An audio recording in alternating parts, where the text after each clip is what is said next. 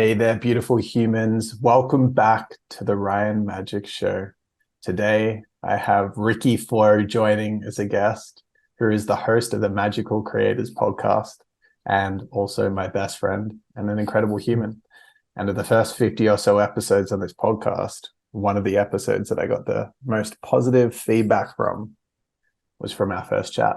So, really awesome to have you back on, brother. And thanks for joining, man. Man, it's my pleasure to be here. Thanks for having me on. Yeah, you're so welcome, dude.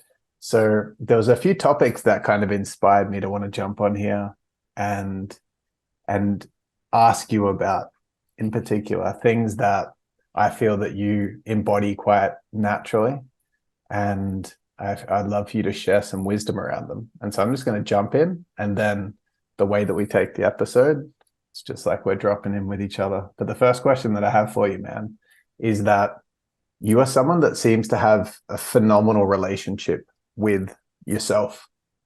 And to give some context to the question,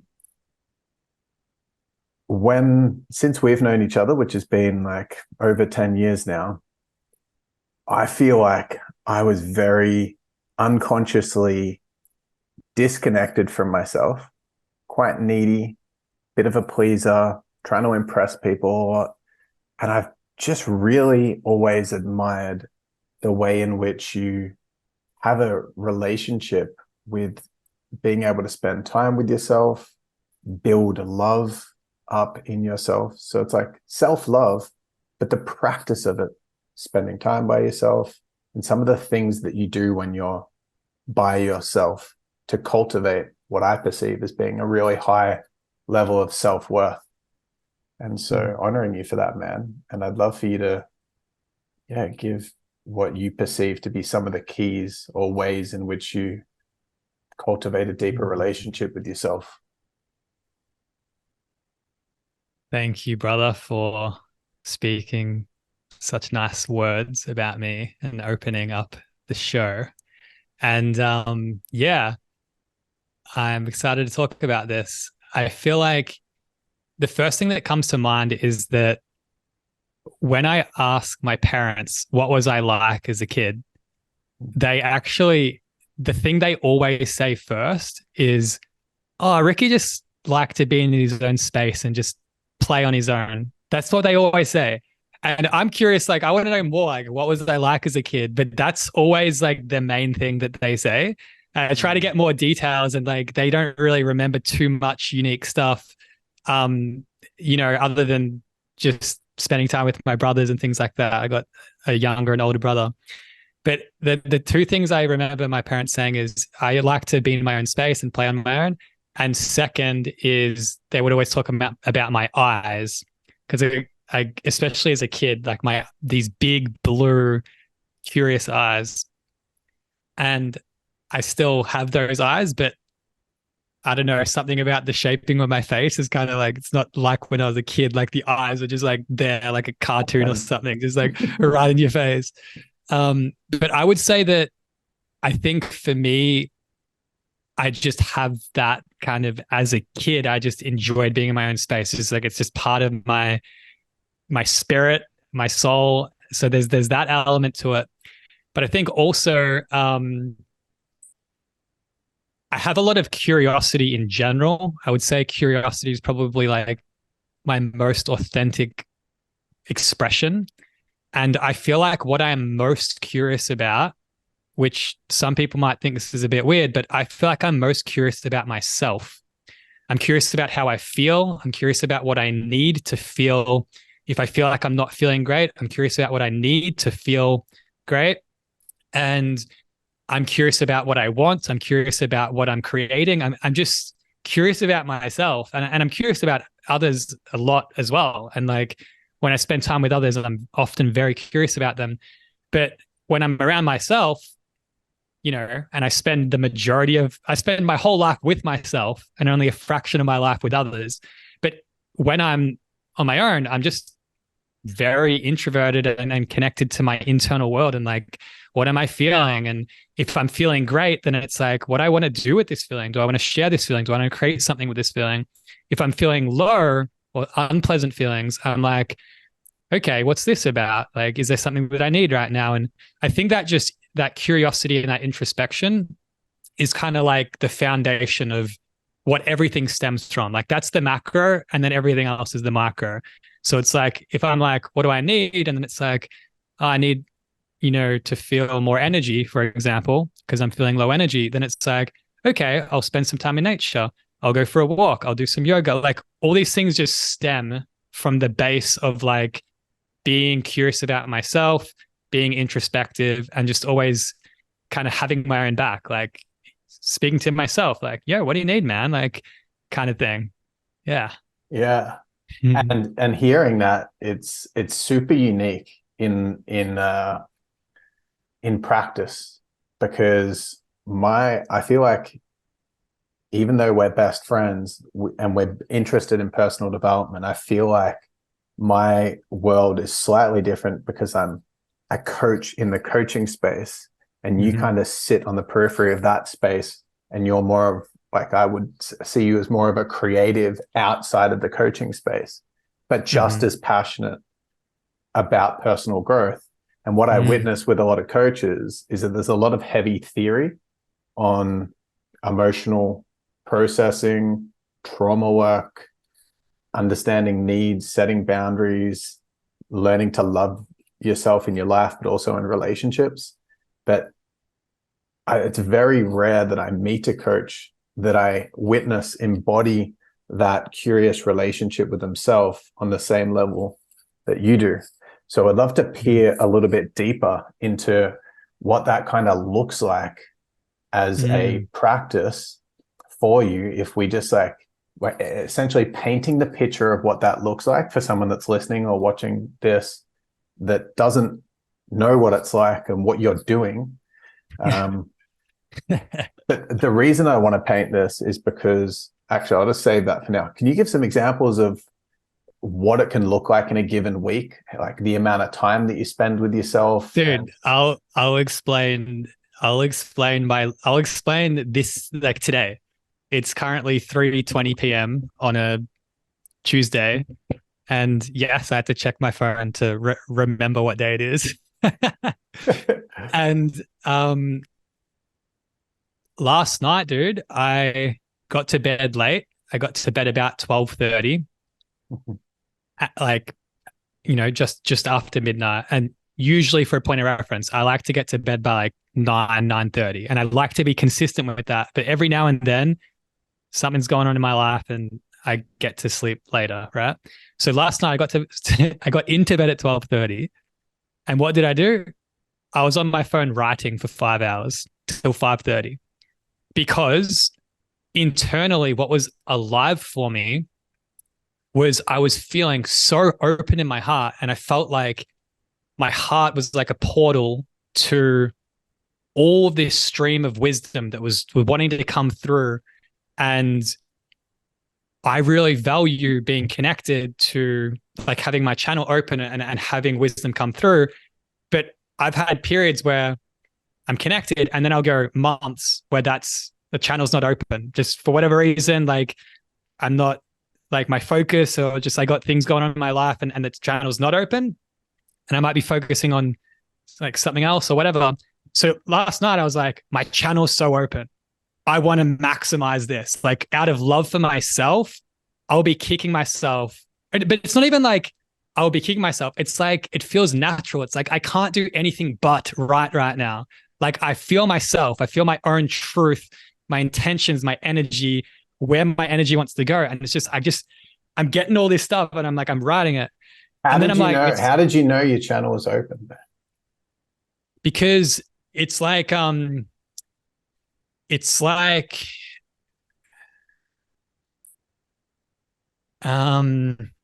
well, okay, I'll kind of explain. Like it's like I got an idea, and what it was an idea for a kids book, and I've been writing lots of stuff, and been working on different books, and I've struggled to complete any of them, and there's been all these different projects that have been in the air, and they're all at different stages and whatever.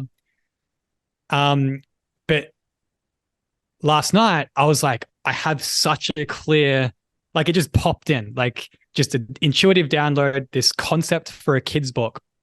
But the And way then I the just, way you were talking about it was so thorough. It was like I felt all this energy. I could sense there was a stream of consciousness. It was feeling like it wanted to come out. Like it was very descriptive.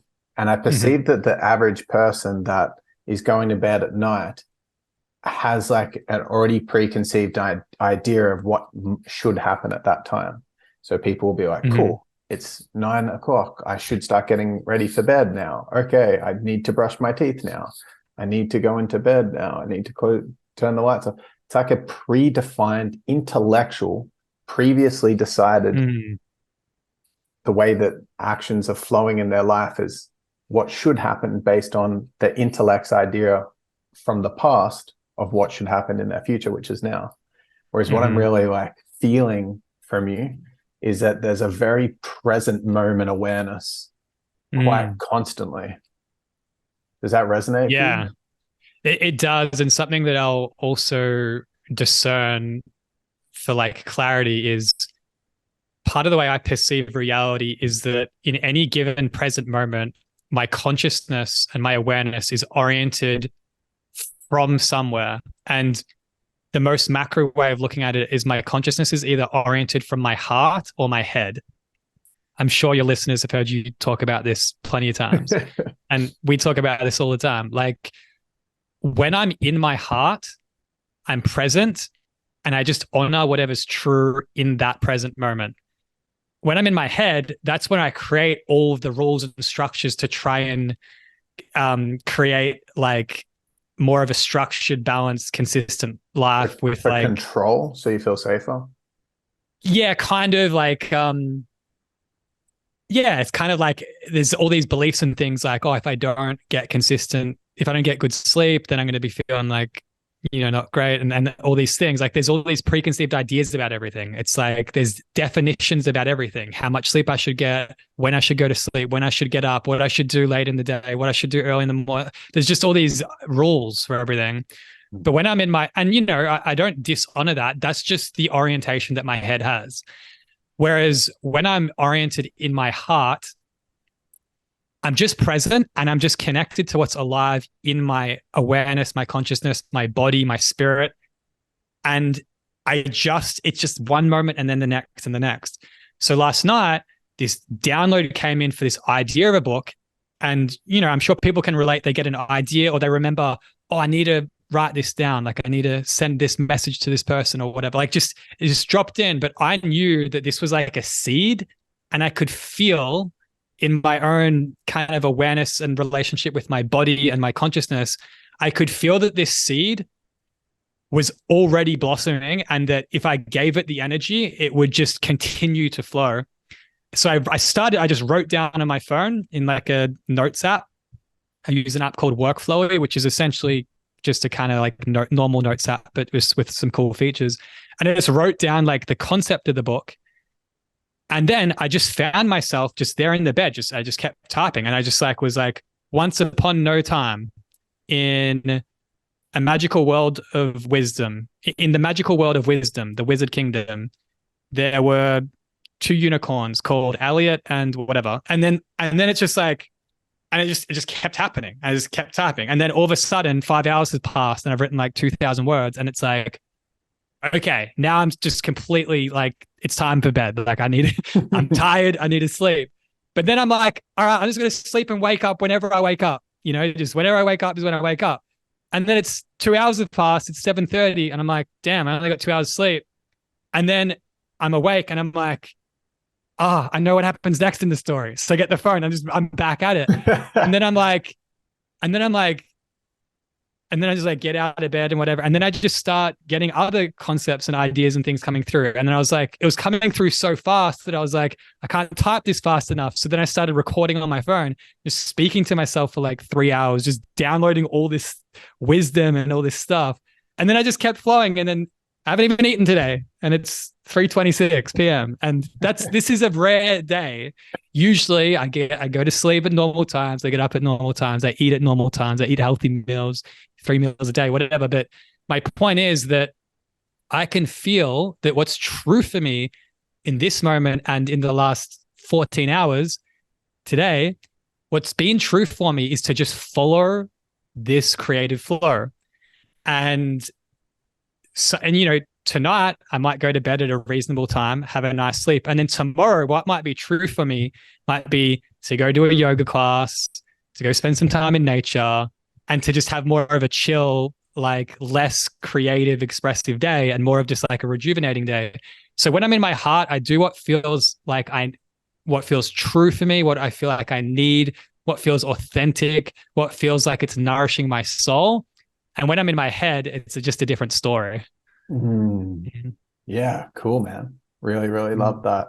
And it feels like a prerequisite for that is just a lot of self-awareness, a lot of awareness as to what's going on within your consciousness and within your body. And when you spoke about head, like one of the concepts that I talk about a lot with the core method is that when people are in their head, a lot of time they're not aware that they're in their head. They're in what I call head hypnosis. Tara Mm-hmm. Brach calls trance. Different thought leaders have different names for kind of this state. So was there a time in your adult life where you were motivated to live your best life, but not necessarily as aware of what was happening in your body and consciousness?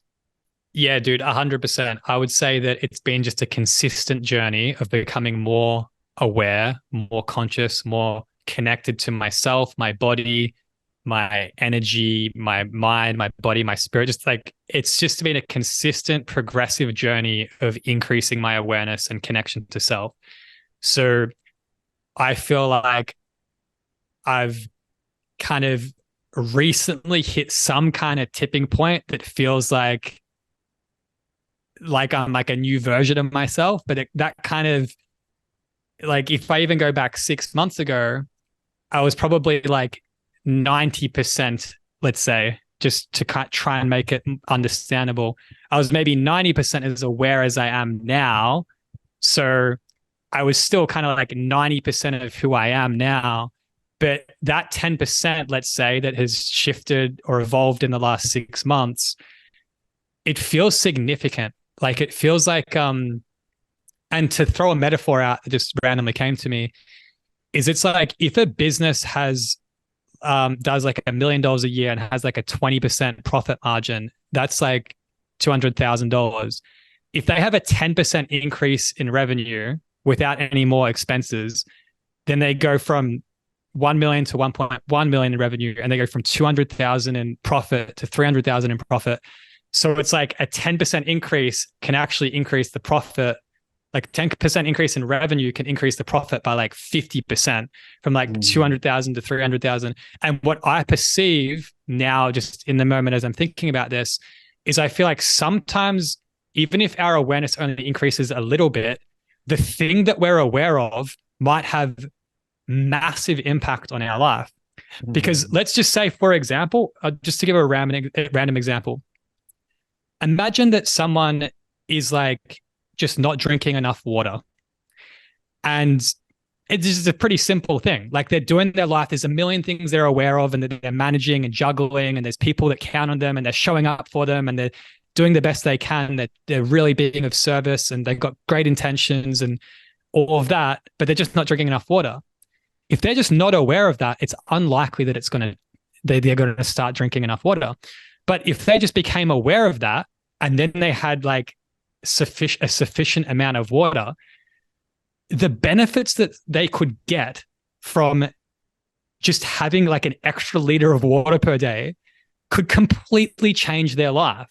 And it's one tiny thing that they become more aware of. So I feel like I've just slowly, progressively been building my awareness, but sometimes there are phases in my life where I'm not becoming like exponentially more aware, but I'm getting exponentially more fulfillment and creativity and the things I value because of some of the small shifts. And sometimes sometimes the big shifts make a small impact, and sometimes the small shifts make a massive impact. Yeah. So for me, it's a bit of a luck of the draw kind of thing. But what has been consistent is me consistently being curious about myself, consistently showing up for myself and deepening my relationship with myself. And then just with that consistency, I've just been rewarded by the universe, time and time again, sometimes in big amounts, sometimes in small amounts. Dude, Yeah. I'm loving this conversation so far. And Yeah. it's like kind of flooding back because we have these awesome drop-ins all the time. And we've flirted with the idea of running a podcast together called Soul Brothers Podcast. Yeah. And just like listening to you speak and the way that you pull concepts together and pull metaphors in, it's really brilliant, man. I love listening to you. And I feel like Thanks, bro. there's two different directions I could take this, and the one that feels most aligned to piggyback off what you just said with is that you said a little bit of awareness can make potential big shifts. And one thing that I perceive greater awareness for me, I see awareness and spending time in the heart as almost synonymous. The more aware I've become, that awareness is birthed from being in the consciousness of my heart. I can see more when I'm in that place. And I perceive that one of the ways that my behaviors shift, the more aware that I become, the more that I spend time in my heart, is that I prioritize experience of life more than I do external results and attachments. I feel like my head has all these like external ideas of what it needs to accomplish and manifest, and my heart desires to feel a certain way and have a high quality experience. And the reason I'm pre-framing that is because I feel like there was a real pinnacle shift for you at a stage where you went from, you had a little bit of awareness that popped in, and you made a big shift in the way that you were approaching your career and journey that led to you having way more time to focus on your experience in life. And I remember I was in Austin at the time, and it was like a 3 to 5 day period turnaround or something where you made a massive shift in one of your companies that just like massively shifted the way that you experienced your life. Could you share that story with the viewers? And then I got a couple of follow-up questions from it. Yeah, dude, totally. I think I know what the thing you're talking about, so I'll speak to that specifically. So, I've been like an online entrepreneur for about a decade now, and I was at a point where I was comfortable enough financially in terms of like how much savings I had and like my income, that having extra income wasn't really exciting. What was more exciting for me was having extra time, because I was curious to explore more things like traveling and music and writing and things like that. That I was like, I want to actually decrease the amount of time I'm spending working, and I'll happily do that even if my income drops. And what the situation I was in was I owned 30% of a company that I was partnered on, where I was primarily helping with marketing. And I was making like multiple 5 figures a month, and it was like a nice, comfortable income. But I kind of like, there was all this responsibility on me, and I kind of like had to be the one to like resolve certain problems that I didn't have the level of freedom that I wanted. So how many hours of work would you say you were working on average in that company? at that time, it was probably like 30 to 40 hours a week.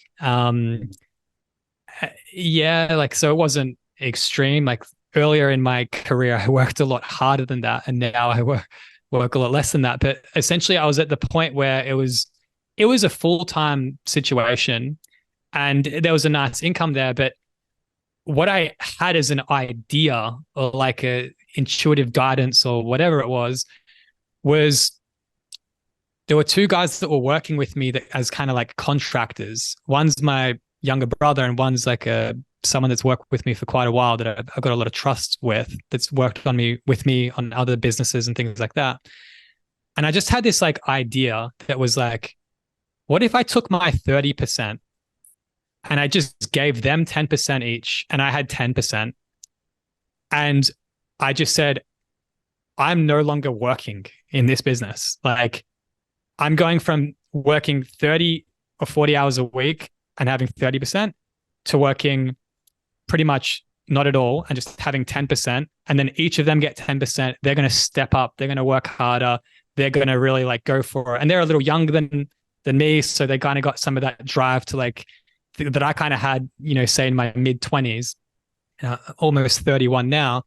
And, I feel like for me, there was a big difference between my mid 20s and now at 31, essentially.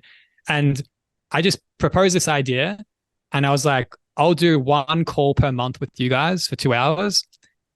It was actually one every 3 months, like contractually. But I'll do one a month, just kind of. So it was kind of like, I'll do one a month, but it might eventually go to one a quarter. It's still one a month because I feel like it's enjoyable and I feel like I like to be in the game kind of thing. So essentially I decided to go from, let's say 120 to 160 hours a month for 30% of this company to 2 hours a month for 10% of the company. So I sacrificed 2/3 of my income to free up 99% of my time. And that's a trade that I would, for the most part, take every single day, because as an entrepreneur that's had multiple companies and at one point 3 at a time, and like I know what it's like to have a lot of stuff going on, and if I'm working full time on all those things, like I feel like focus is a real thing that's important, and I feel like I like to do multiple things, and the only way I can do multiple things is if I have leverage and if I have support. And if I have support and I want to get really great support, like I have with Dan and Tim, these two business partners of mine, it's going to require me honoring their skill, their talent, their time, their effort, by literally making them a business owner. Like we own the same amount. Like I co-founded this business. I got it off the ground. I had all the risk of like trying to get it to work. And then they just kind of come in when things are working pretty well. But so they kind of had less risk, but they had and still have more time and energy input. Whereas I've kind of found myself in a little situation that works for me, and they enjoy, the calls that I do with them, and I give them guidance because I just got more experience in business and things like that. So I can often see things from a different perspective.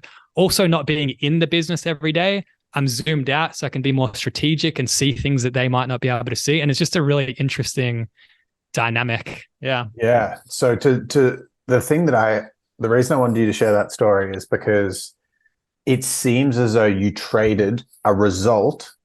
You took your results externally from 100% to 33.34%, but you traded it in for a different experience in life, which I've just witnessed so many, and I know so many entrepreneurs. You and I met as entrepreneurs and we bonded on entrepreneurship when we first became friends. And we've both got so many friends that are entrepreneurs. And a lot of the entrepreneurs that I've been intimately connected with who have big leverage teams as well find it ridiculously hard to prioritize their experience in business over results in business. And I did the same thing, and it actually burnt me out because I was running Winning International as the CEO, attempting to scale our bottom line by focusing on any means necessary to get the profit figure and the revenue figures up at the expense of what I enjoyed doing. But there was there wasn't enough awareness, there wasn't enough connection to my heart for me to prioritize my experience over and above the results. And what ended up happening is I burnt out. I thought that the burnout was based on how much I was working, but I since have fine-tuned my perspective that I burnt out based on how much time I was spending working against what lit my heart on fire. And so it's very rare from my experience when someone in business, particularly, that has a lot of achievement-driven individuals that are very results-based in their life, to make a big switch to prioritize their experience over the results that they can share with the world and put on their CV and feel good about themselves with. How do you, what are your thoughts on what I just said? I I yeah, I see it. It's a real, I would say it's a real like issue that we have in the world that we currently live in 2023. And I hope that Ryan, you and I and others that are passionate about this kind of topic that we're talking about, that we can really be catalysts and leaders and pioneers in helping others to free themselves from head hypnosis and some of these patterns that keep them stuck in situations that they might in their head not really know what's going on, but their heart is kind of like crying and like crying to be expressed like underneath a lot of that. And the what I think about it all like philosophically is that I feel that there's a reason why people are in their head and there's a reason why people are in their heart. Like, and I feel like the reason people are in their head is because for the most part, my perspective is that they have wounding, they have trauma from childhood, and they've had other experiences since then that have kind of like mirrored back to them the trauma from their childhood. It's kind of like repeated itself in just different ways, but the same underlying like dynamic of like thing where it might be that they don't feel like they're enough or they're unseen or they don't belong or they can't trust people, they're not significant, just these different wounds that we all have. And there are some that, you know, resonate more with different people just depending on what they experienced growing up. But I perceive that the head is very good at trying to keep us safe from repeating those same um, of feeling the Pains. same pain and Yeah. yeah, and all of that. And I think that the way the head does that is it gets us so deep down a certain path that we're not living in our heart and we're not fully happy and fulfilled, but um, we're still alive. And the Mm. head's like, well, as long as I'm keeping you alive, I'm doing a good job because my job's to keep you safe. Mm. Whereas there's just a whole journey and there's a lot of like just letting go, and there's a lot of energetic shifts and emotional healing and a lot of things that to fully be embodied and transitioned into the heart orientation as a general orientation and priority. I feel like it's just a journey and the journey is different for everyone.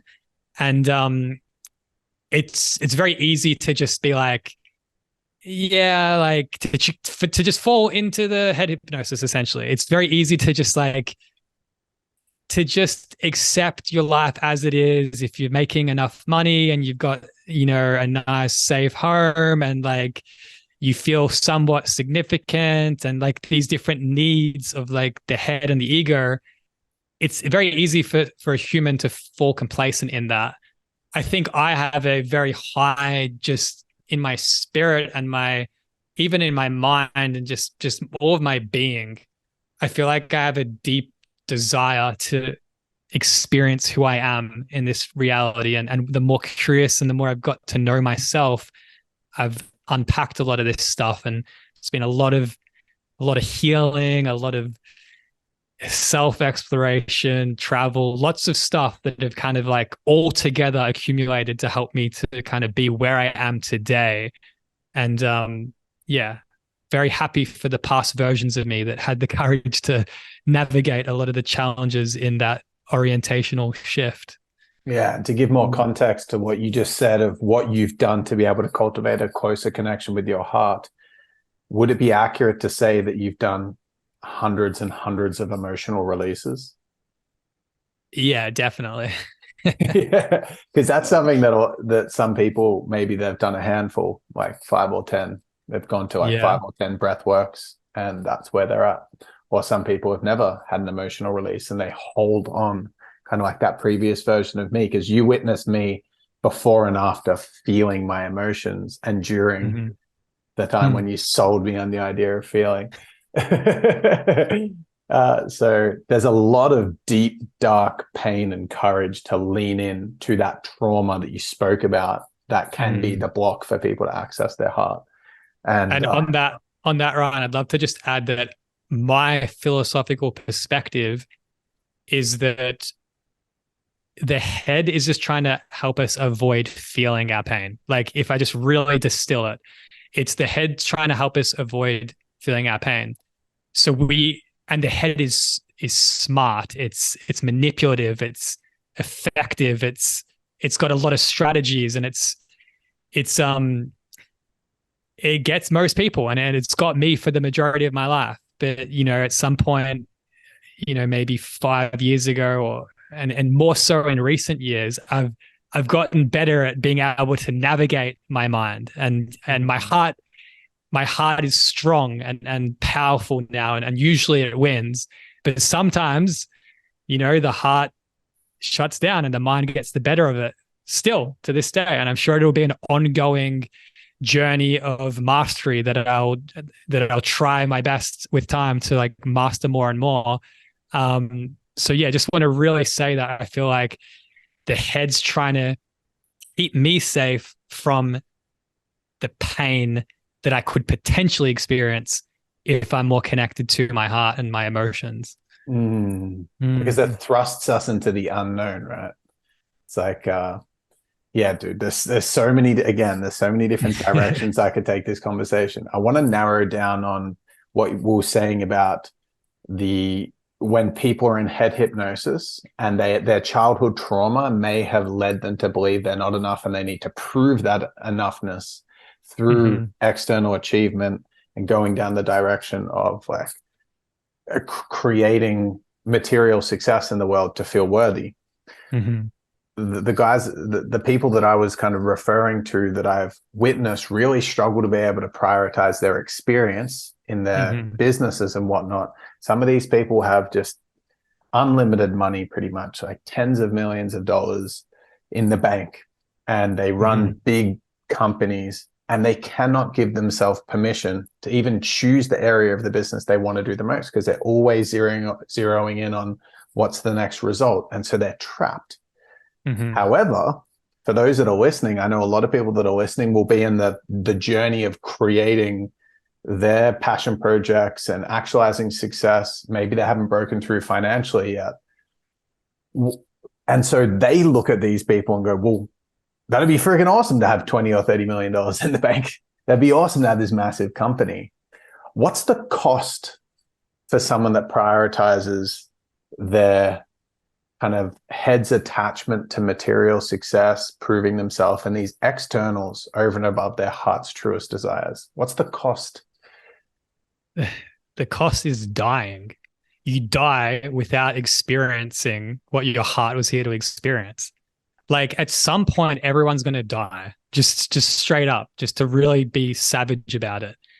It's like if I went down the path of just more with the entrepreneurship, the money, the status, the significance, the sense of like importance or whatever, and then I just got to my end of my life and I died, like that reality compared to the path that I've chosen to go down, which is prioritizing experience in the present moment and all of that, I just feel like if I could split test my life, meaning like live both lives and then just go back into the spirit world or whatever and be like, which one was just more enjoyable? It's just so obvious to me, like which is.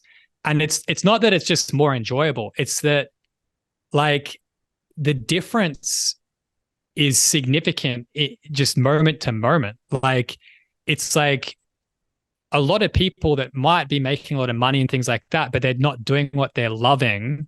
And, some people make a lot of money doing what they love. And I think that's amazing. And I think making a lot of money is a great thing. It's something I still value to this day. But like, if you really just like think, like you really put your awareness on it, it's like, are you enjoying your life? Just straight up, like person listening to this now, listener, hear me now. Are you enjoying your life? Like today, did you enjoy your life up until this point? Yesterday, like tomorrow, you excited about tomorrow? You're kind of dreading tomorrow.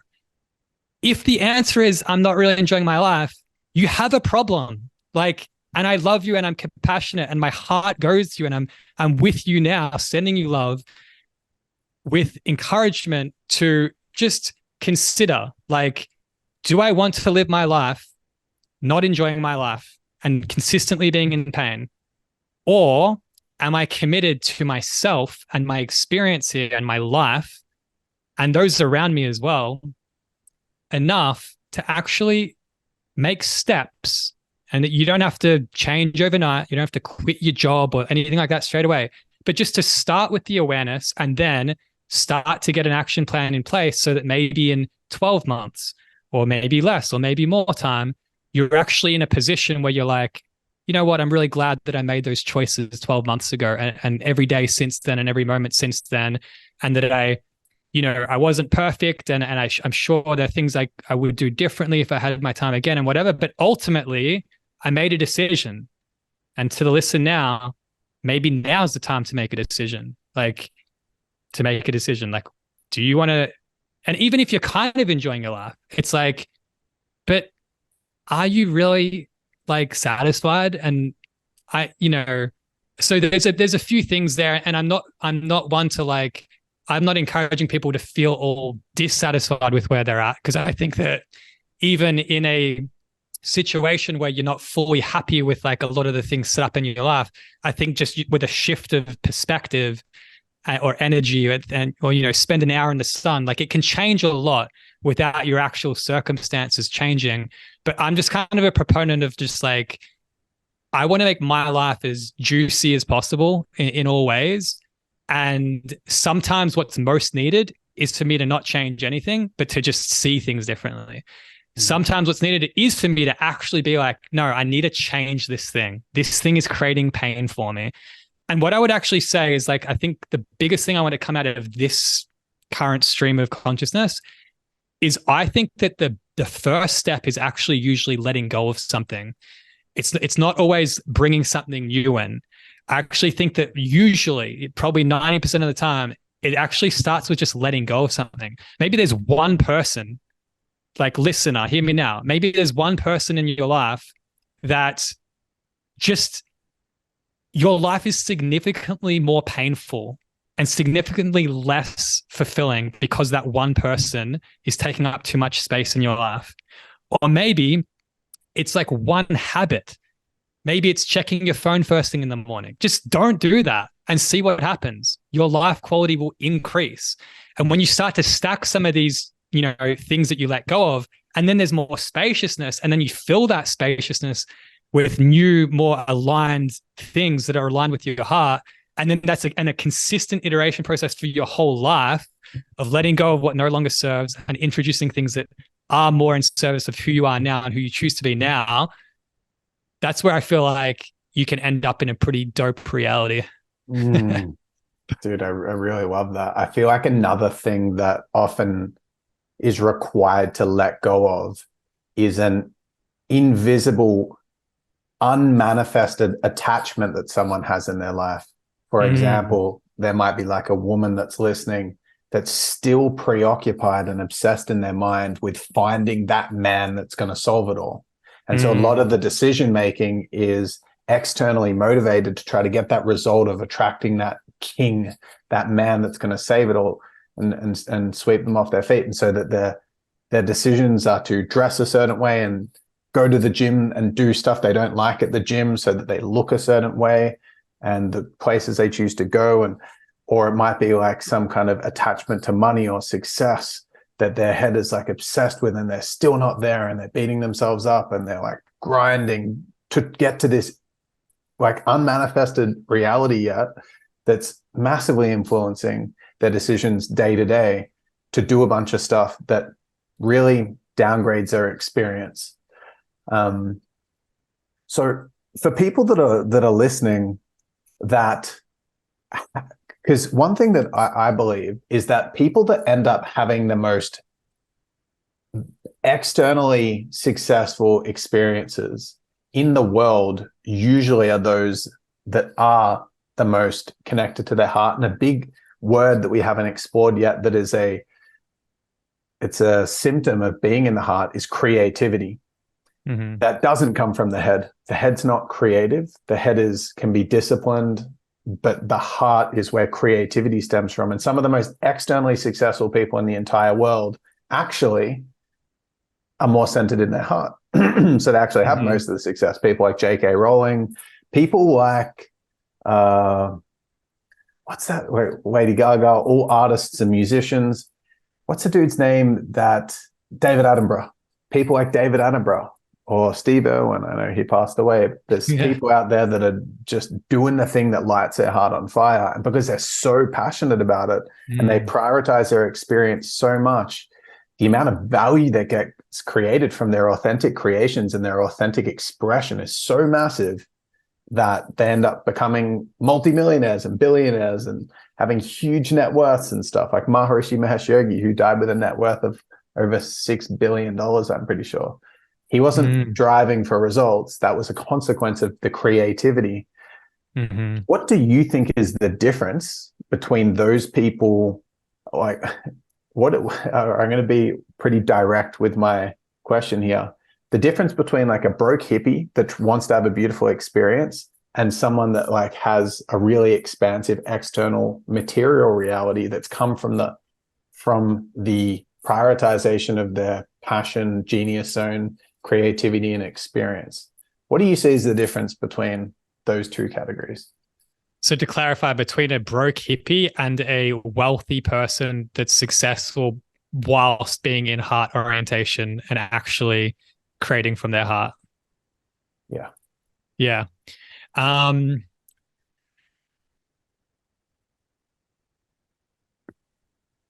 There's probably quite a few things that there is a different that where there's difference. I would say that there's probably a lot of like I mean the thing is to discern is they could both be equally as happy.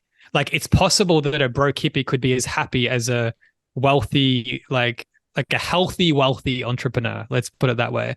It's possible that they could be equally as happy. It's possible that the broke hippie could be less happy, or it's possible that the broke hippie could be more happy. So let me clarify the two categories quickly. Yeah. Broke hippie, the archetype that I was attempting to get across that I wasn't specific enough with, is someone that feels like they have a desire for their creations to go out to the world more and for them to create more, and also for them to have more abundance externally in the world. The difference between those that have that authentic desire that haven't yet manifested it, and those that have that authentic desire for their creations to create abundance in the world that have created that desire. Because a lot of hippies don't have that desire, and that's kind of a different path, and honoring that and seeing the beauty in that. But for those that are listening that actually really want it. Yeah. So what's coming to me, like there's so many ways I could approach answering that question, but what's coming to me is that there's like an old, I don't know which culture it comes from, but there's this concept that the role of a mother is to help you discover your heart, and the role of the father is to help you to share your heart with the world. And what's coming up for me is that the feminine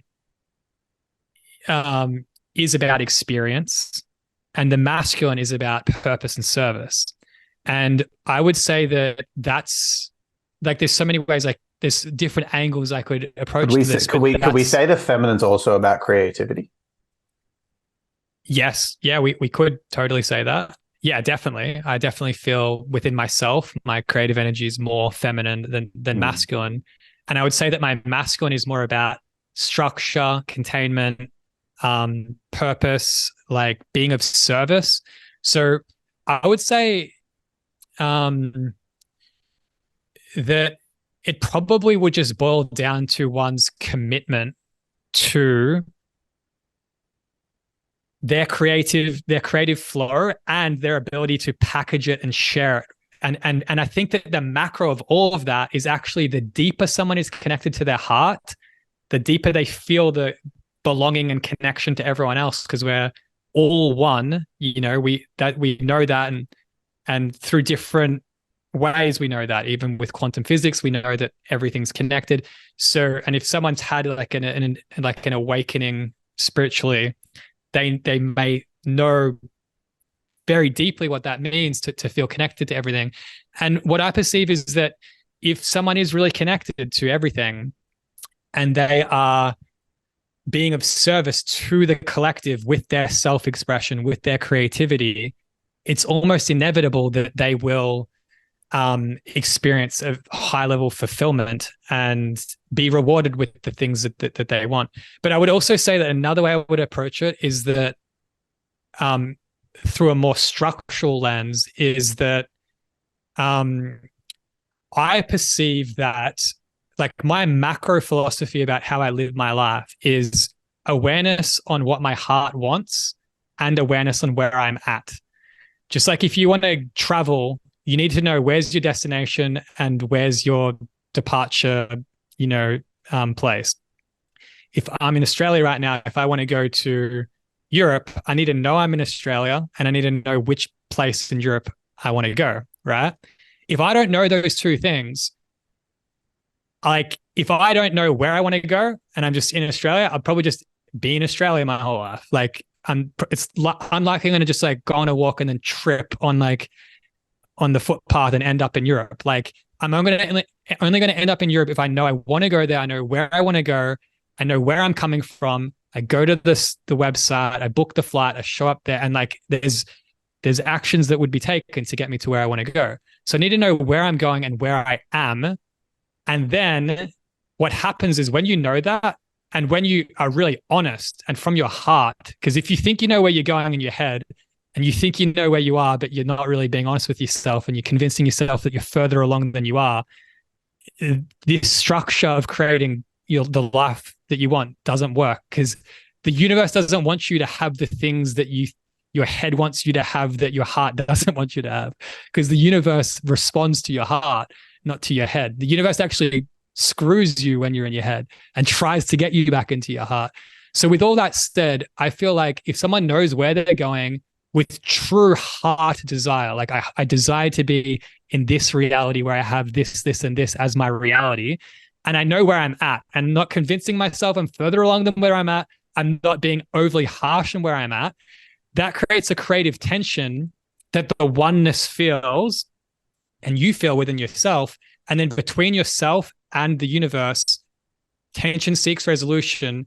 And if you continue to choose where you're going and you continue to be honest with where you're at, and you make choices every day that move you towards where you want to be, you'll just end up where you want to be. Now, I would say that to come back to the broke hippie, they're probably so in the moment that they don't have enough masculine energy and direction and focus on where they want to go.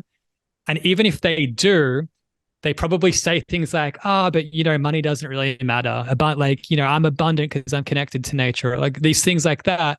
But that's just ways of decreasing the tension. And then the universe doesn't work for them anymore. And they stop working for the universe as much as they could if there was the tension there. So a lot of people think tension's a bad thing. I actually think it's the most important thing that's needed to create anything. And that doesn't mean that you're not going to enjoy the process. You can have tension and enjoy the process. And you can enjoy holding that tension, then you can enjoy releasing that tension. And, people like, in the realm of like, say, sexuality, people like role play. They like to build it. And that's holding the tension, for example. And then we know other ways in which, tension can be released. And that's also great, right? So tension is not a bad thing. And I would say it's actually the number one key to creating what you want. By that, I know where I'm going, I know where I am, and I hold that tension. And I don't diffuse that tension by saying, I don't really care about that, or I'm already abundant. Like you don't want to lessen it or increase it. Like it's just be honest. Where are you and where do you want to go? And it's okay that there's tension. Just sit with it. You don't need to try and like scroll social media or whatever to resolve it. Because if you do that, you'll resolve it. There's no tension. Just allow the tension to be there. And then the universe works through you. That's where you get into channeling. That's where like me with my creativity, that's where I'm moved, because the universe is like, I don't want this tension to exist because tension seeks resolution. It's a principle of the universe. I want you to have what you want, Ricky. Like I want you to have your dreams, your desires. So I'll come through you and it will be easier because you've got the whole universe on your back rather than, your mind against you. You've got the whole universe working for you. Powerful, man. Ah, You release some tension there. Be careful. yeah. What I really heard you say there, in summary, from my perspective, my analysis. I'm laughing because there's that Caleb Presley Sunday Conversations thing where he has an analyst come on, then he's like, if journalists use journals, then what do analysts use? Anals? The guy just loses his stuff, his shit, because he's not used to being asked stuff like that. That's hilarious.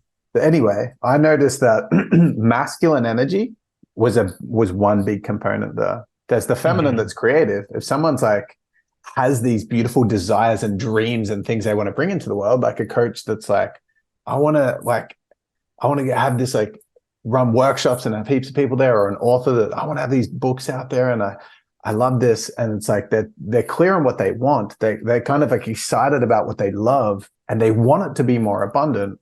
And they've got that feminine aspect of the creativity, the part they can do the technical thing, but the actual holding space for the making the decision to do the next step or back themselves to hold themselves as they take courageous steps towards it is like a missing component that a lot of like just stereotypical, we're just going to put people in the category of like hippies, may struggle with that masculine component.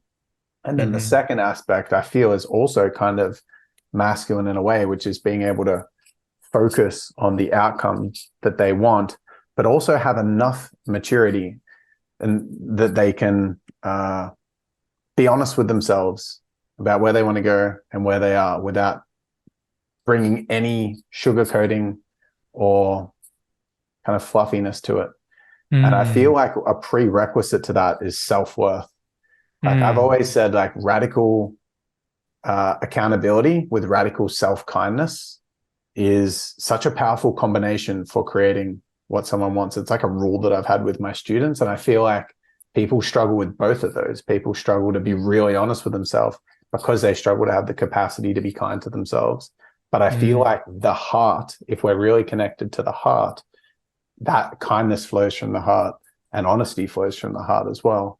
But it can be a really difficult transition to go from, to embody that. My next question is, I feel like if someone's in a head-based flow in their life, they're working a job, they're in a corporate career, or they're running a business, and that's the orientation they have in their life, and that's the consciousness through which they live from. There's a lot of masculine energy in that, but a lot of it's kind of driven from intellect, which is kind of like controlled, and I know how it's going to be, and it's rigid, and it's kind of fear-based in origin, that head hypnosis. And but it's masculine as well. So, but then oftentimes when people transition from some kind of masculine intellectual reality into their heart, it becomes a lot more feminine, like you identified people breaking through. But then what's required is masculine energy, but they just let go of the masculine energy.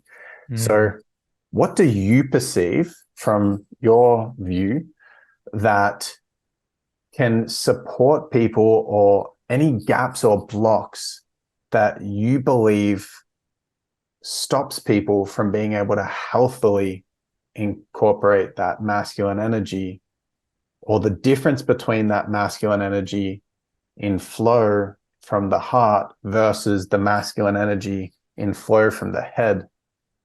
And just anything that you perceive. Yeah, I feel like I'm getting something coming through that I don't think I've ever articulated it like this, but it's feeling very true for me in this moment, which is that, so we're talking about masculine and feminine energy, and something I want to discern up front is that there's healthy expression of masculine energy and there's unhealthy, and the same with the feminine. There's healthy feminine energy, there's unhealthy feminine energy.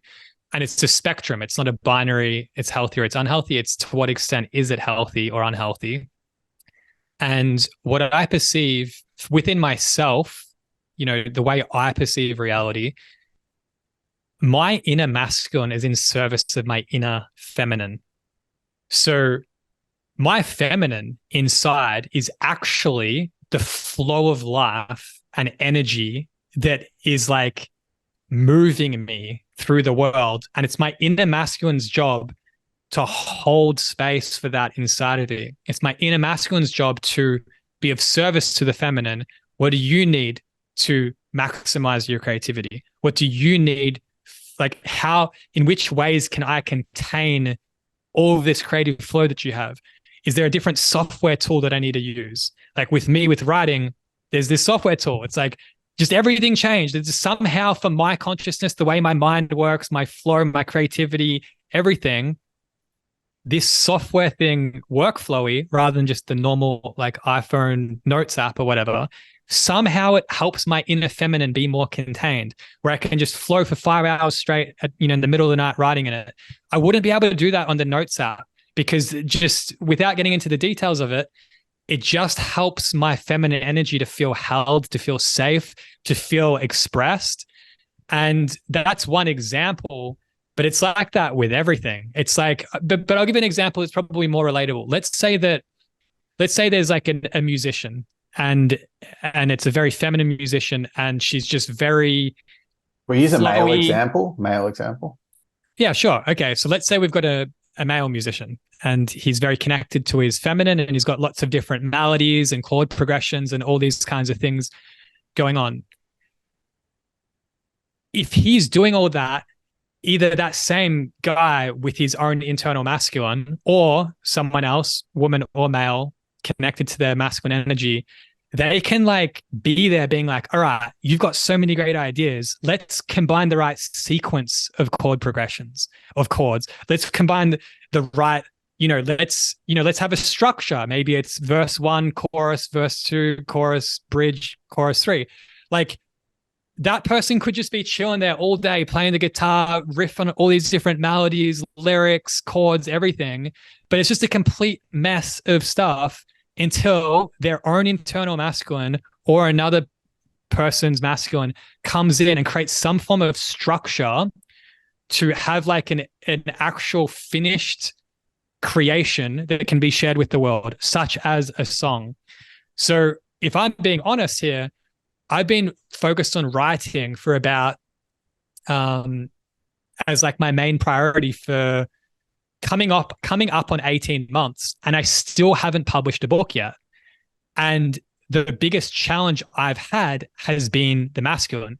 There's been hundreds of thousands of words that have come through my pen and my mouth that I've gotten transcribed, and there's all this stuff there, but I still haven't fully found the structure for me to contain all of this feminine creative flow in a way that feels authentic enough to be like, this is the creation that I'm proud of to share with the world. Now, don't get me wrong. There's a few things I've posted on Instagram. There's songs I've written that I've shared with people or I've posted online. There's these different things that have come through, or in conversations like this, all of the things that I've been getting through my writing, like it's all coming through now in podcast format. But when it comes to books, I haven't yet fully cracked the code on my internal masculine container for writing. But I'm starting to get more clear. Like there's things coming up where it's like, I like writing conversations between characters. Like that's my main thing, is it's dialogue. Whereas some people are a lot more on narrative or the this description, or I like You're pretty good at description though. Yeah, sure. And I've honed in on like my thing is all about it's all about sharing wisdom with the world. So all the books and different projects and things I've been working on, it's all about wisdom, and there's certain flavors of wisdom. I've got certain philosophies, and it's all kind of starting to contain, but there's this journey I've been on and it's still evolving, and I'm sure it will always evolve. And what I'm essentially speaking to here is the creative process that a creator has will consistently change and evolve over time. And essentially there's the feminine role and the masculine role. The feminine's role is to bring the flow, to bring the ideas, to just see what's there. What are you feeling? What's coming out of you with what you're feeling? The masculine's role is to have some form of structure that's going to create an end result creation that can then be shared. And that goes back to that quote. The feminine is there to help you see that you have a heart which has creativity, it has flow, it has ideas, and all of that, something to share with the world. And then the masculine's role is to help the feminine to share, to help the consciousness to share. And the way it does that is by containing it. If you contain a song or a podcast episode or a book, then it's packaged and you can share it. And I know that I have had a lot of challenge with packaging, but I've just been on my journey, and I'm sure that with time it will get more dialed in. And then what might have taken 2 years to write a book, then I may at some point later in my career be so connected to the creative process and the feminine role and the masculine role and connected to spirit that I might be able to write a whole best-selling book in a day or a week. You know, there's stories of people that have done that. And sometimes people are just so connected to nature and to God and spirit that they just tap into their innate sense of knowing and they can just pump it out the first time. But I think that generally speaking, I like personally to think in terms of evolution. Like, I want to evolve and grow my relationship with my feminine, my relationship with my masculine, and ultimately that relationship between the two of them to ultimately evolve over time to be as highly expressed as possible. That's beautiful, man. I love that. Mm. It's like a little mini podcast episode in itself, just shared Yeah. there. And I want to reflect back to you that this is what I was saying at the start. I just lost my Ricky flow. I'll have to bring some extra masculine energy to create more structure for you. Oh, the confidence. So how you hold yourself with a lot of love. You just said then, you were able to be honest and say, I've struggled to integrate some of the masculine energy, but my feminine's been strong. But the way that you portrayed the whole thing was with a lot of self-love and a lot of honor as well, simultaneous to the truth. And that's that quality that I see that you exude really organically and naturally with the way that you carry yourself through life, which is cool. So the way that you spoke about it is that my feminine is the creator, and then my masculine contains that creation so it can get packaged and put out to the world, and that you're working on the masculine. And you know that over time, the whole creative process that's feminine and masculine will continue to evolve and become streamlined, and then more creations will go out to the world. And that kind of like block to the actualization of the creations, therefore to create abundance, will be gone over time, just in time. And you've been in this process for 18 months, which is very new. So it makes sense for you to be in a chapter of feminine, a season of femininity and flow, because you've been more masculine orientated for most of your adult life before that. Whereas there are some people that have been doing this for quite a while now with their coaching. I just know there's a lot of coaches that are listening to this, or people that want to serve in the way of running cacao ceremonies, or that they want to be in some kind of helping people in the coaching space, facilitation, speaking, etc.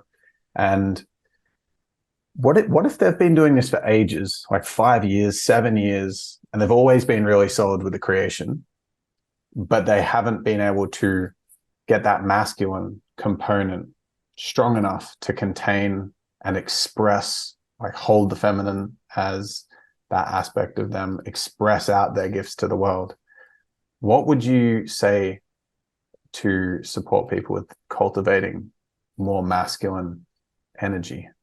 So I'm going to take a very different angle to what the average person would say. I feel like most men would say something like, oh, you got to like work out, or like you got to like catch up with your brothers more, and you like got to cultivate more of this like stereotypical masculine energy. I disagree with that. I think that can be helpful, and it probably will be. I enjoy those things as well, and it supports my masculine. But what I actually think that the main thing is having macro structure that works with alignment with universal principles, that doesn't really require skill development. It's just macro structure that works. And the structure that I currently use, and that I'm in the process of kind of like refining the way in which I kind of express it. But the macro is, if I know where I'm at and I know the end results that I want. So let's say there's a coach here, and let's say, but the end results that my heart wants, because you will never, just straight up, listener, you won't get your head attachments. You won't get them. If you want this amount of money, if you want the $10,000 a month because you think it's going to make you feel better about yourself and it's going to make you feel more safe, you're stuck in your head in an orientation of resolving your own perception that you're not enough, or that you don't belong, or you're unseen, or whatever. So you're not going to... I perceive that some people will create that, because I did in the past, but it only led to suffering. And I only did it because I only could create that because I was in ignorance. Like, I wasn't aware and connected to my heart. I feel that most of the people that are listening to this have enough connection to the heart and enough awareness that they're ready, and they're non-consensually and ignorantly said to the universe, I want you to sculpt my reality to bring me closer to my heart. Whereas for me at that previous time, and a lot of other people that do create their head's attachments and do achieve from their head, they only do that because the only way they're going to get to their heart is to create more pain in their head to reach a rock bottom moment where they get everything, and then they're like, oh shit, my life sucks and I've got everything. And a lot of celebrities get that, and they're in their head, I got to become famous to become enough. And then they get it all, and then they end up being all stuck on drugs and lots of addiction, because their path to their heart was to actualize their attachments, only to realize how difficult their life's going to be and how it's not going to change their fulfillment in any way. Whereas for those people that are listening, I perceive that what you said is 100% accurate, only because they've already stumbled upon the journey of connecting to their heart. So the universe will do what you said and block it. But just to resolve anyone's head idea of story of like, well, some other people are attached to it. Like, what about rich, high finance people? They hit their goals. Like, why can't I do it? Well, you're on a spiritual journey. You're not them. It's different. Yeah, I totally agree with what you're saying. And I perceive that those that do somehow manage to get their ego attachments, the universe will still try to move them towards what you call, Ryan, the intolerable point of separation. And often they will get there, and then they lose it all and whatever.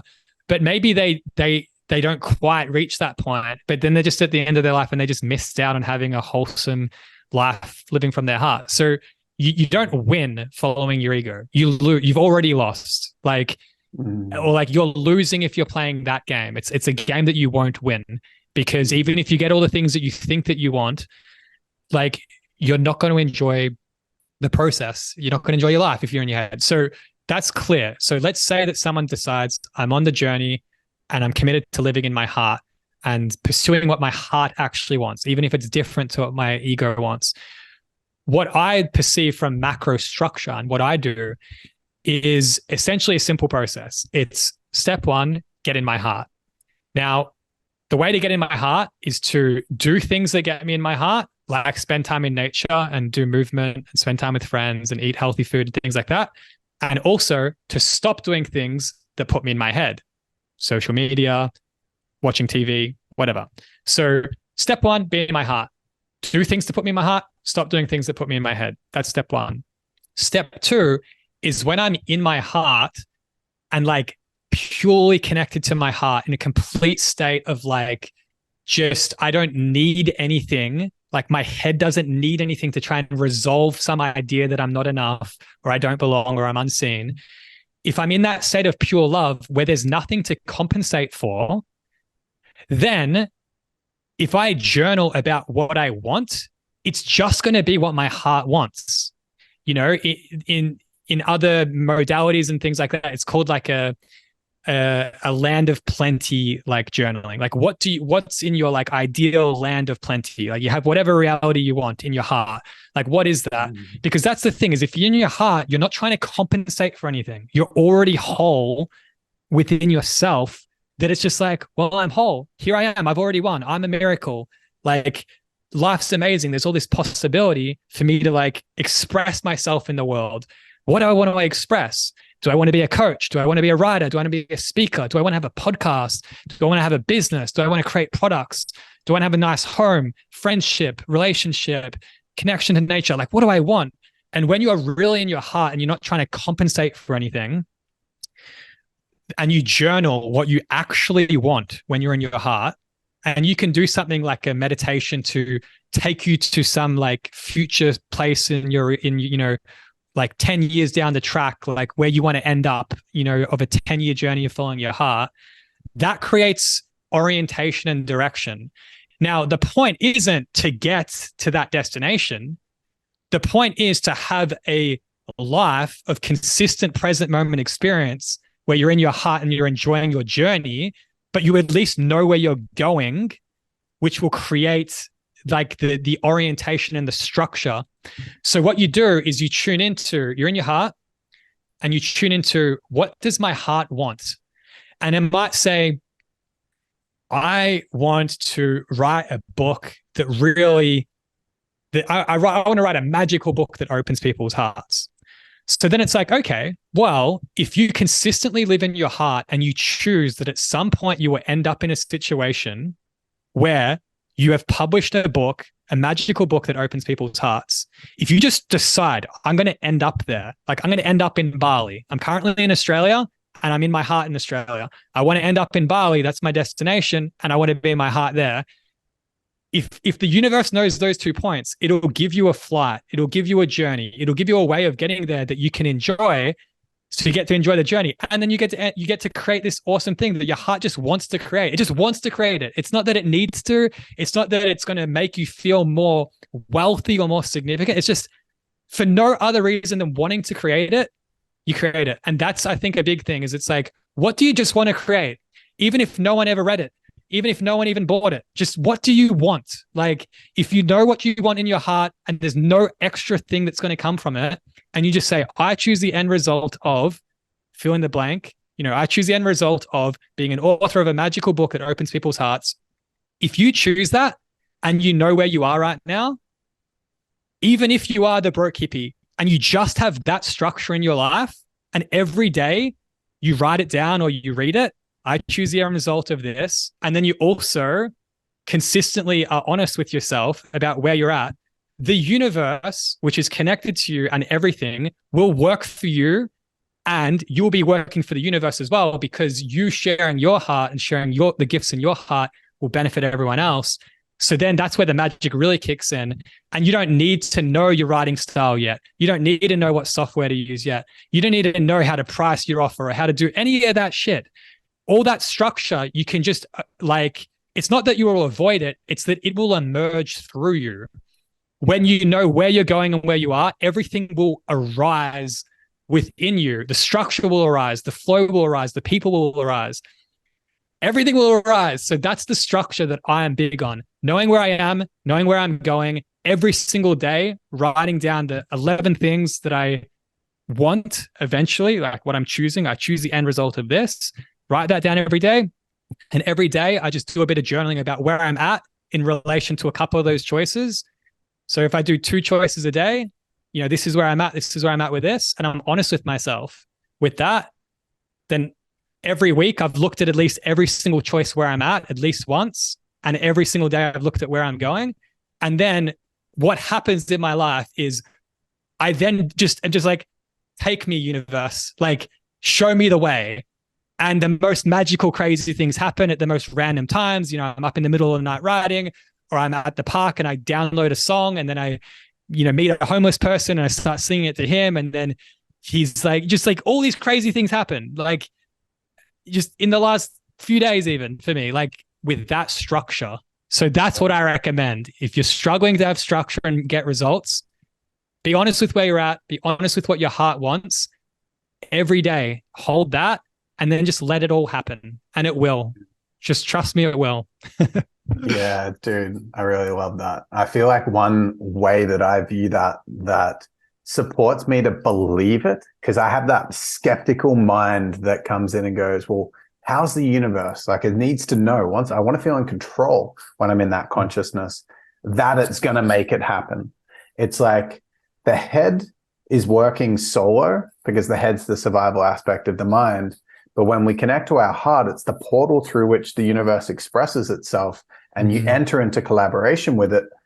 One thing I refuse to believe is that we were gifted things that are authentic to us in our heart that we just can't achieve.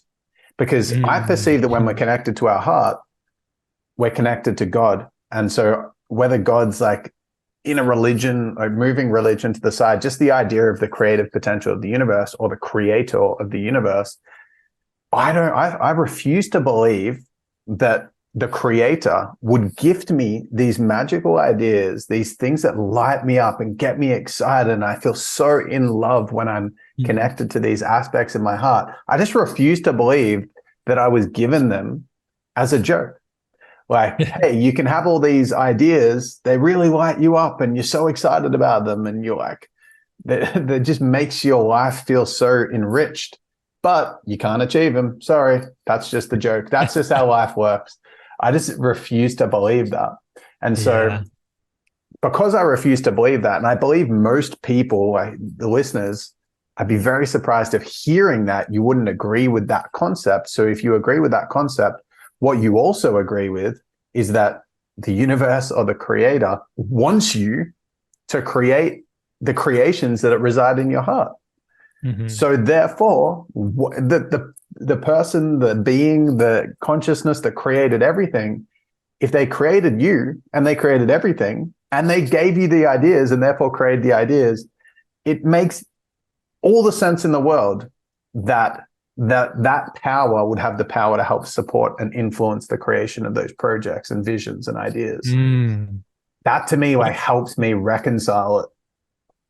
Yeah, dude, I love that. And I want to go a bit deeper on like the universe, because I think that like I remember earlier on in my journey, I didn't understand the whole like just trust the universe. You don't need to know how the universe will light the way or whatever. But if I take into account the concept of structural tension of, you know, with awareness, if I know where I am and where I'm going, and there's a tension there that has to resolve itself, just like everything in the universe is always resolving tension. You know, the Big Bang was an explosion to like resolve all this tension that just blew up, right? And which is we were created. Potential, yeah, we were created through tension that decided to erupt, right? And I know people don't like thinking about their parents having sex, but you know, there was tension there that resolved itself. But here's what's happening. We are an interrelated species that are like, we're all in this globalized world, connected via technology and just in person. And there's all this commerce and things going on. And there's all these different beings, humans and other, you know, animals, nature, etc. There's all these beings and expressions of life that have creative tension, and they all kind of like, they somehow find their way to dance and find each other, where someone's way of resolving their tension then kind of like synergizes with someone else. So I'll give you an example. Let's say that I'm out here being like, I have this tension around writing and publishing a book. And it's been 18 months of tension build up, and there's been, you know, hundreds of hours, countless, you know, it's just been this big journey. And there's this tension of like, I ain't stopping until it's done. Like, if it takes another 18 months, if it takes 6 months, you know, 6 years, whatever it takes, I'm here and I'm getting it done. I know that. I'm not going to give up on that. I'm not going to pretend I don't care about that. I'm committed to that. That tension will not leave until it's resolved and the book's done. Now, there are also people that have tension in their life about not understanding what their purpose is, not understanding how to be creative. And that's their tension. They need resolution to that tension. So there are people like me and like you, Ryan, that the ways in which we're resolving our tension is then also going to resolve other people's tension. And then there's going to be other things where it's like, I want to be a wealthy person, so I want to also have that fulfilled. And then there are people that are like, oh, I want to be creative. I want to know what my purpose is. I want to, you know, these things. I'll happily exchange money for that. And then there's all these other ways that you could look at it. But that's what the universe is. Like when I say, or anyone says the universe, it just means that there's all these parts of life that have desires, and they have a current reality, and they have tension, and they all are trying to work together so that we can all just experience what we want. And that's what happens. So when it's like, you don't need to worry about the how, you just need to know what you want and just follow your heart and keep showing up. It's true, because what will happen is, like, if it's like, how am I going to find a publisher or whatever? There are publishers that have tension that they haven't found a book yet that is going to be like a big bestseller. And then it's like, some people might reject my book, but then one of them might be like, I think this is the one. And they will resolve their tension with my book. J.K. Rowling's, books were rejected by like quite a few publishers, I'm pretty sure. And it's like, because they were just like, I don't think this is going to resolve my tension. Like it probably would have, because, J.K. Rowling's now a billionaire and most successful author ever. But there was a certain publisher that was like, this is really resolving my tension. Like, this is what I need. And my purpose in the world is to bring this to the world. So, it's just, we're all interconnected. We're all working together. Sometimes we just forget it. Yeah, dude, I love that. And to build on it a step deeper, the way that I like perceive that is that the whole universe, like you said, the Big Bang, it was stored potential or tension. And so it's unmanifest, and it's everything. All the potential of every single reality stored in this like infinitely small, it's just, it doesn't exist and it does exist. It doesn't exist at the same time, but it's unmanifest. And the only reason it manifests is for two reasons: experience and evolution. And so like the whole universe was unmanifest stored potential. And the reason it didn't stay there is because it wanted to have all these different experiences. And I believe that we're microcosms of the universe, and just in the sense of like the spiritual heart or the universe as a macro concept, the micro version of it is us, and we're little mini universes as beings within the universe. And our heart is the portal for the unmanifest ideas, just like heart connected ideas, to become manifest as well, just for the sake of experiencing it. That's why you said before, like, I want to live in my heart and have an awesome experience. And I want to go to Bali, and I want to be in my heart in Bali and have an awesome experience. And I want to have an awesome experience on the way, so we can enjoy the whole experience of life. But we're here to experience random different stuff. And what is exciting to me, if I tune into my heart and have my vision, is so different to what you feel and want in your heart, and what every single unique little mini universe has in their hearts. So we're all just like unmanifest stored potential that then are like little microcosms of the universe that want to manifest and create it. And it's all unique. I feel like one really tough, like, I feel like that's supportive to know what you said there. And then also like a huge element there, which is a dance between, or a huge element there is faith. And faith mastered is knowing, but faith is required because the head exists and there's going to be doubt and fear that's consistently piggybacking on the journey, and we can't stop that. So we need to have faith when the doubt's there, because we're in our head, and we need to, and then when we're in our heart, we know we don't even have to second guess it. But I feel like faith is such a big part of that journey. But I just love the way that you said that, with like, there's a publisher out there right now that's just like, I just fucking want a book that's this exact creation that you have. Yeah. Just waiting to put it out there. And that's the thing, Ryan, is that, I've got this saying of like, every soul purpose is part of one soul purpose, as in soul, SOLE, like one. It's like every soul purpose is part of one soul purpose, or a soul purpose. The universe's purpose. Yeah. And so like there are people whose part of their purpose in being here is to create, let's say, magical books. I perceive that's part of my purpose.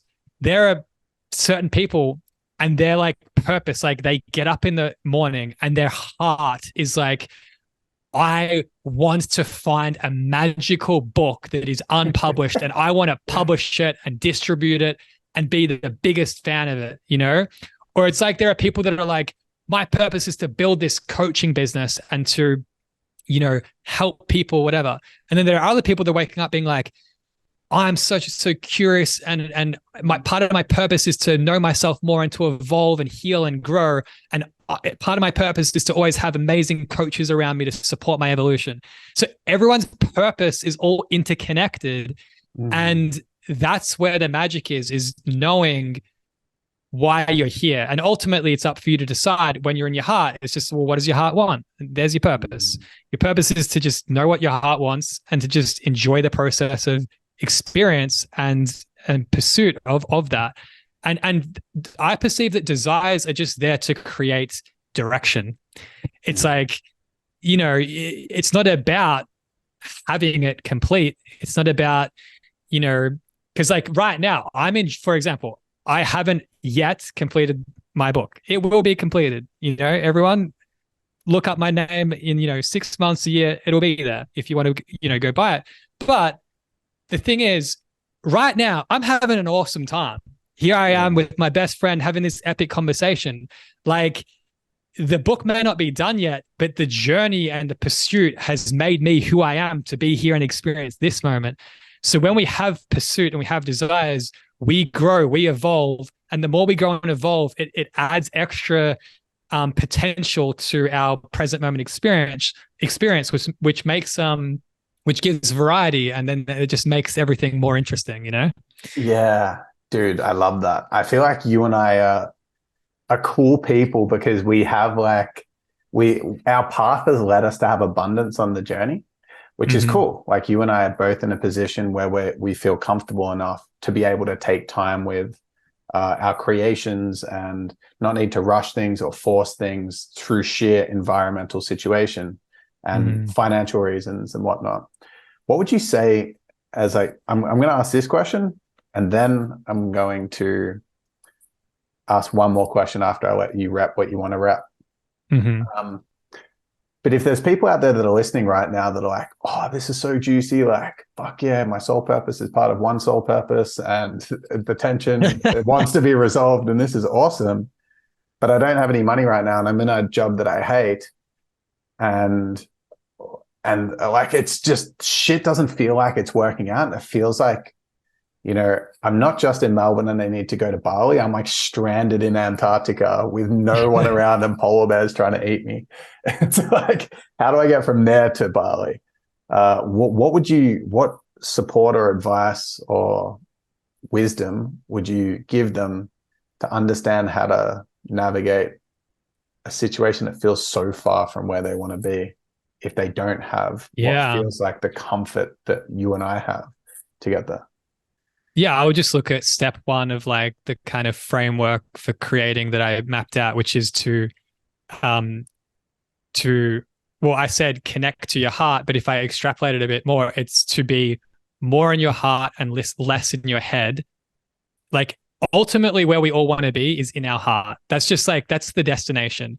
And then from there, you create destinations of what you want to create. And there's all this other experience and everything that flows from that. But ultimately where we want to be is in our heart.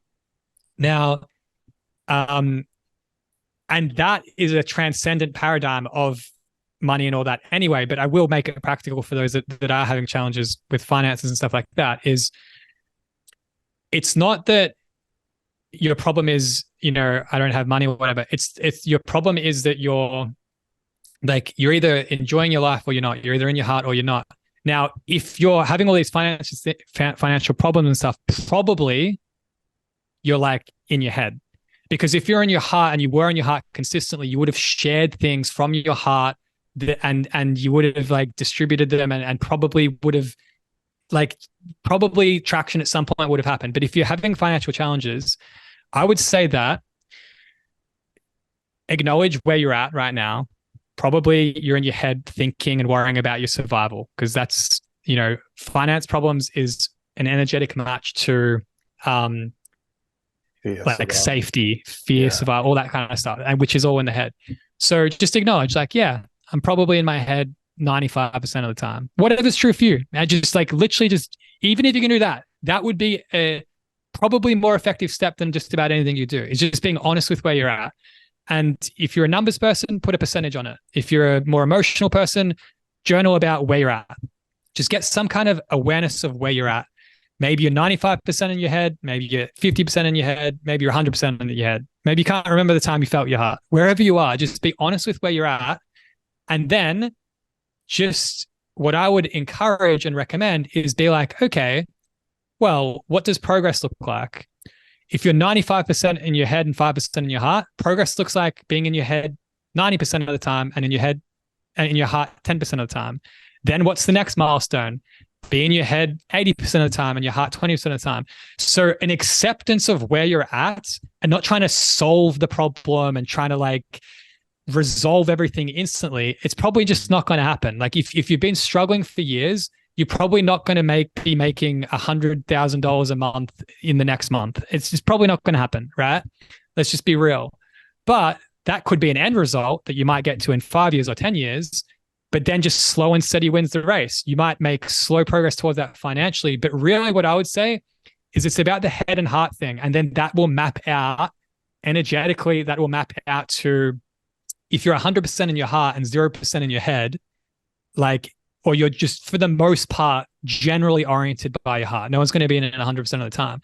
If you're most common, like more than 50% of the time in your heart than you are in your head, probably you're not going to be having a lot of like issues with safety and survival and security. And if you hear this and you're like, no, I'm so loving, I'm always in my heart.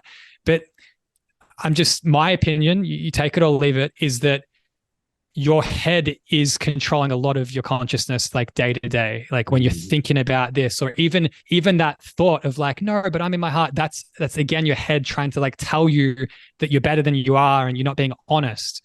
The heart is true.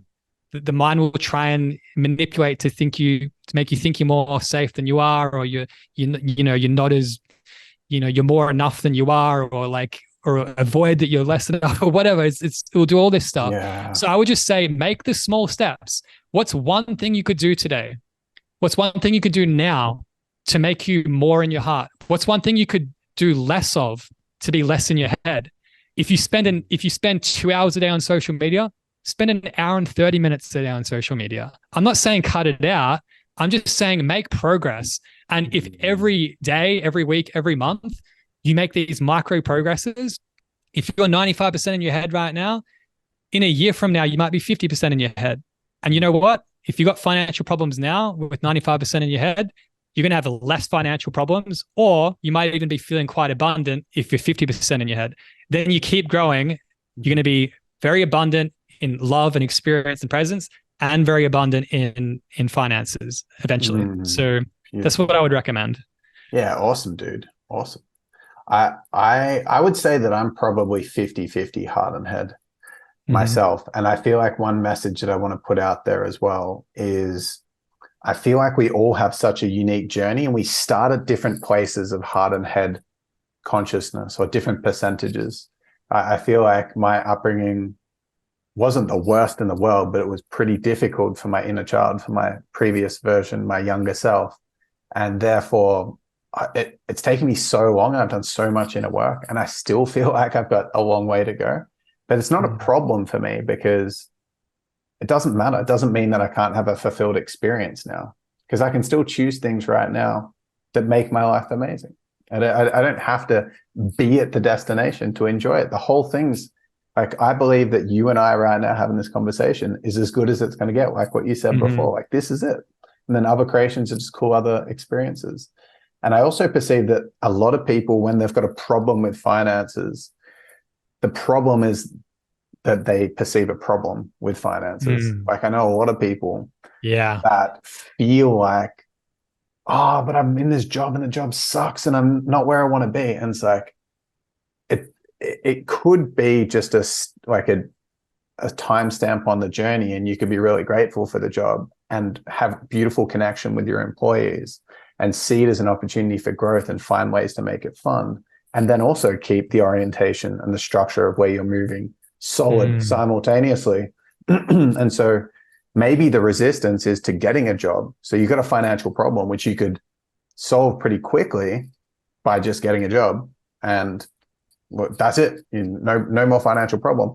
And then you can continue to make progress towards your destination as well. So Yeah, with that, Ryan, I would say if there's one message I think would be supportive for the listener out of everything that's been said today, it's to be honest with where you're at and cultivate as much acceptance as you possibly can with where you're at. And Mm. then just be as clear as you can be on what your heart wants. And then just celebrate the progress. Like, because, if someone is 100% in their head right now, and tomorrow they're 99% in their head, and the next day they're 98%, and the next day 97, and so on, or even if the next day they're not, they're 100 and then they're 99.9, and then 99.8 and 99.7, and then after 100 days they've gone from 100% in their head to 90% in their head, that person's actual experience is going to start to be getting better. Like for lack of a better word, they're going to be more in their heart, and then they're going to be feeling more of their heart. Each day is going to be more in their heart than the last day. And it's not this linear, but I'm trying to make an example here that Yeah. even if in 100 days from now, the only progress you've made has gone from being 100% in your head to 90% in your head, and you've gone from 0% in your heart to 10% in your heart, your quality of life has improved. And Massively. then if you keep doing that, then like that's really like that's going to lead to a fulfilling macro life, and the journey is going to become more and more fulfilling as it goes on. Yeah. And whereas someone could be 70% in their head and 30% in their heart and just be like all upset about it and not accepting it, and like kind of like BSing themselves about where they're at and thinking that they're further along than they are, or just like, and then it's like, that's just not going to work out. It's not going to create a fulfilling life. So I would say be honest with where you're at, accept where you're at as much as you possibly can, cultivate as much clarity on what your heart truly wants, and just hold that awareness and just keep moving through life. And it's all going to, if you do that, it's going to at least be as good or better than your current life is. So let's just put it that way. You know what I mean? Yeah, dude. Thank you so much for the wisdom that you've shared today and coming on, dude. One thing that just like continues to shock me about our unique relationship is how paralleled it's been across the years since we've known each other to today. Like because we're very sovereign people, even though we are best friends. I feel like most of our decision making is made sovereignly. And most of the time we come to our own conclusions at our own timing, and we don't like receiving advice even from each other, but we somehow end up with the same conclusive perspective on our life, and same like values shift in parallels. So it's really cool to jump on here and just get to jam with my best friend, and your wisdom is absolutely incredible, and the way that you articulate it is magical. So dude, thank you so much for jumping on today. And before we wrap up, I'd love for you to have the opportunity to share where you'd like to direct people if they feel the call, which I'm sure they do, to get more of your magic off the back end of this. Awesome, man. Thank you for this experience, and thanks for the opportunity to share about where people can find more of me. So right now, just off the bat, I am Ricky Flo on Instagram. And then eventually it'll be rickyflow.com as well. I don't have a site set up right now. I did, but then I am kind of redoing some stuff, so it's not up right now. And then moving forward as well, the Magical Creators podcast, I just recorded the first episode. It hasn't actually been published yet, but I imagine that by the time someone's listening to this, yes, the first episode that I recorded, I just went completely hardcore on my just macro perspective on how to create. So kind of like we honed in on some of it, but I went into like a lot of details of like, how does like energetics play into it? How does like, all these examples of things, but essentially kind of like what I talked about today about creativity. The first episode is like my philosophy on how to create, bunch of examples. And I was very passionate. I was like really passionately expressing it, because I was expressing it to a special person in my life, like really explaining it with like enthusiasm and stuff. So yeah, check out episode 1 hopefully it's up when you see this. It will be If it's up to, not, because this will get published in yeah. a couple of weeks. So guys, go Okay, check it sweet. out. We'll put it in the show notes and the links there. Sweet. Thanks, man. So yeah, that's what's up. I'm Ricky Flo on Instagram, rickyflo.com, or the Magical Creators Podcast, wherever you get your podcast. Yeah, amazing. Thank you so much for jumping on. Listeners, thank you so much for engaging and sticking with us throughout the journey. Dude, I love you so much. And guys that are on here right now, go check out that link. Go check out that episode, because yeah, Ricky is, as you know, like, and have experienced, is amazing, super magical and super tapped in. And we'll do another episode soon, I feel, because Dude, we'll get you on my pod as well. Awesome. Sounds great. All right, listeners, have an awesome day. Thanks, Rick. Love you, brother. Love you too. Peace.